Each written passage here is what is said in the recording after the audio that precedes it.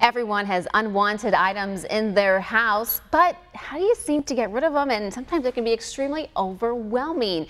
So do you sell them? How do you price them? I don't know. Where do you even begin? We have Chris Taylor here from Reconsumed4U, and he is here to help us with all of those questions that can hopefully get people more organized and de-stress. So how do we get started? Well, I hope it will help you organize and de-stress, because I think we all need a little bit of that in our life. I think so too. The first thing you want to do, depending on what county you're in and what city you might be located watching this, you need to find out if you've got any type of permit or regulations on what time yard sales are allowed to open, what part of maybe front yard or alley maybe you can, maybe you can't. So you want to find that out here. I think that's huge. It can be huge, because the last thing you want to do is turn what was going to be hopefully a profitable day into a day where you're going to be paying a ticket. And also where to put those signs, because sometimes signs can't be put on telephone poles. It breaks an ordinance. So you definitely want to talk to your local offices and find out. Okay, so we got our permits. We've now got our what permits. are we doing? So the first thing you want to consider if you're going to be starting a yard sale is to start early. Keep a collection kind of space somewhere in around your home. Your friends may call you a hoarder, but you're going to say, no, I'm preparing for yard sale next summer. So instead of calling it your junk room, it can be your, oh, that's my garage sale room. That's right, my garage sale, my yard sale room, and fill it up. Make sure you've got plenty of items to make it worth people coming to view. So the next step is going to be to take and team up with your neighborhood. You know, connect with your neighbors and maybe talk about getting together an action plan and finding out. So there's more foot traffic. Right. The more people that are participating in a yard sale, the better your ad in the paper is going to read. If it says small yard sale located on the alley, it's one thing, but when it's a 5-family cul-de-sac, you know, yard sale blowout or something on a Good Friday or Saturday morning, you're going to get more people. And that's good, because we mentioned it does take time to do this, and you want to make sure you get the most bang for your buck, because you want to make sure that you get people to buy your stuff so you can get rid of it, which is why you intended to have the garage sale. That's right. Okay. So when talking about timing and planning, you want to find out, do some research on your own. Find out what the most advertised day is for garage sales or yard sales in your city or county. So maybe it's Thursday mornings, maybe it's Fridays, maybe it's Saturdays. So you can kind of do that little bit of research a couple weeks out. So it's more convenient. Find out what time's more convenient for people to come. Because the more people that are advertising, chances are they already know that that's the day that you're going to make the best money. So then you're going to choose your location. Maybe you're going to do it out front, like in the alley like we talked about, in your garage, or maybe you have an area that might be outside of town.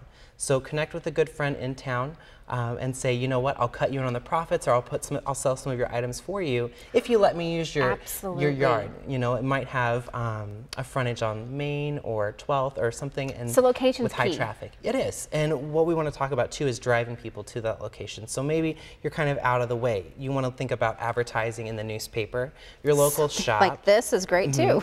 Facebook, you know, signs, all those kind of things. And talking about signs, you're going to need to collect some supplies. And I went out and priced some supplies the other day, and most yard sale supplies you can collect for about $20. That's not bad. Now, the signs that you usually see in the store are like $1 a piece. Yes. For $2, you can get an 8-pack of the poster board. And that's pretty sturdy. Oh yeah, it's very substantial. And a nice big fat marker. You want to use black, not a light color like a yellow. And you don't want the small Sharpie. You want the big, thick, so people can see it. Okay. You've got price tags, and name tags are pretty important too. It makes you more personable, you know. So people know who's in charge of the garage sale, because there could be a lot of people there. They know who to ask if they needed a price on an item, or sometimes people negotiate prices, so then they know who to go to. Well, and something else too with the signs, usually the signs that you buy can be like $4 if they've got the stake in them. I go to the dry cleaners, so just keep your hanger, tape it to the back, and stake it down. Look at you, so look at that. Literally you're paying about 50 cents at the most per sign. So you're saving like half. So you take this, and then you tape the white poster board onto, and then you just stick it into with the some ground. of my favorite, like duct tape, you know, or some box tape on the back, and you should be fine.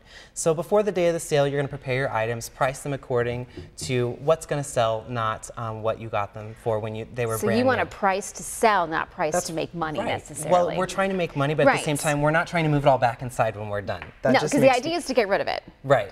So then do you have like a doorbuster? Like if you have an hour left in garage sale, do you like half price everything to get rid of it? You can half price it. And let's say maybe the people that you were working with, your neighbors or what have you, really want to do a good thing. They can take it instead of half pricing, or you know, the leftovers. Just take the leftovers down to your local thrift store, or take it back inside and put it in your yard sale or garage sale room and store it for next time around. That's a great idea to kind of give it to a local charity once you're done with it, because you don't want to move it back in. Right. You really don't want to. Why make it harder? And we can't forget about the goodies. You always want to have snacks on hand as well. Oh yes, goodies are great. One, you can make an extra buck.